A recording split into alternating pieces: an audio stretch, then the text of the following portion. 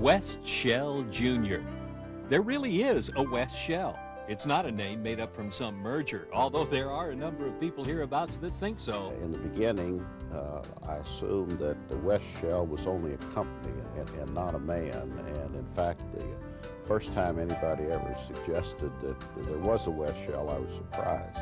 So how does one acquire such an unusual name? My grandmother was Alice West, so it's really two last names put together, which in my business career, much to my surprise, has been a very positive effect. People today don't believe there is a West Shell Jr. or West Shell. They think it's two names put together. I've been in the emergency room at Christ Hospital and heard the nurses say, "Jesus Christ, are you really a person?"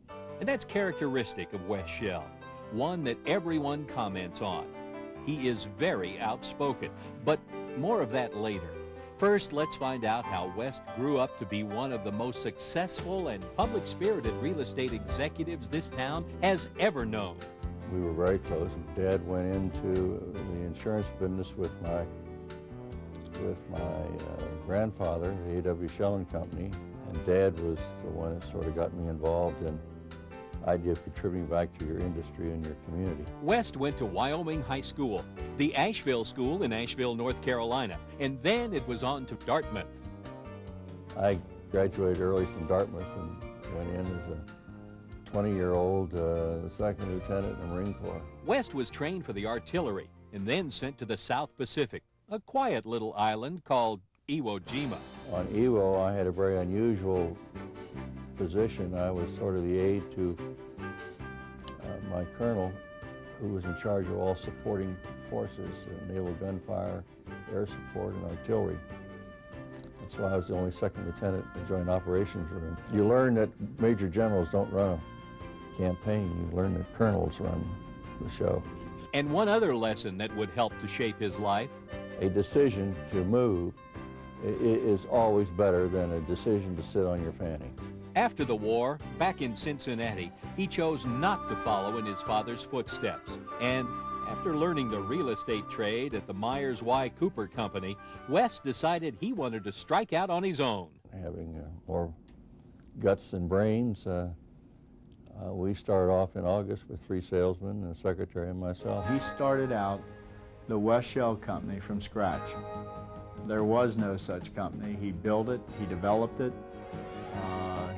His dogged determination made it a huge success. He built his company into 28 offices, more than 1,000 real estate employees, and doing better than $1 billion a year. The largest and best real estate company in the city and this region. And along the way, he gained the recognition and respect of his peers. West always enjoyed an excellent reputation in the business. He was honest, and if West gave you his word on anything, you didn't need to worry about a contract. West and I started out about the same time in the Cincinnati Real Estate Board, and he ended up being the youngest president. And the recognition of West's abilities were not confined to Cincinnati. He went on to become president of the State Association and then got very active in the National Association, and he was elected a vice president of the National Association. And along the way, he told those around him of the lessons of his youth. My daddy used to say, "Son, there are 2 things you got to do. You got to work for the city and community you're involved in, and second, you got to put something back in the business." He was the chairman in 1982 of the Greater Cincinnati Chamber of Commerce. He believed in trying to regionalize the chamber activities and was a driving force behind making that happen. He helped create the blue chip program that the city had and has concentrated on ever since. As president of the chamber, he did a great job, no question about it. West worked with the city manager's office working review board for Cincinnati's year 2000 plan, but he's quick to emphasize others' contributions. It was a citizens' effort. Citizens made the decisions. When Chuck Thiemann needed strength on the board of the Federal Home Loan Bank, West was someone that I very much wanted to have on our board of directors. West was appointed in 1983 and served on our board for 8 years. 1985 as chairman. West has been involved in numerous charitable causes. There's one that's perhaps more important than others. I got involved in juvenile diabetes because I am a diabetic myself, and trying to get a cure for diabetes has been a main interest of mine. West Shell took leading roles in United Appeal and Fine Arts Fund drives, the Hawksworth Blood Center, and the Red Cross, and contributed both physically and financially to many other local charities. He's received many honors and awards from a grateful city. But enough of West's achievements in service. What kind of a guy is West Shell? What's he really like? West Shell is honest, he is loyal, and he has integrity. He's genuine. He's a straight arrow. He is a very decisive fellow. When he sets on a course, he follows through. West is a whirlwind without any question. Great sense of people. He leads by example. A political animal, and that's political both with a large P and a small p. I think he was a Republican.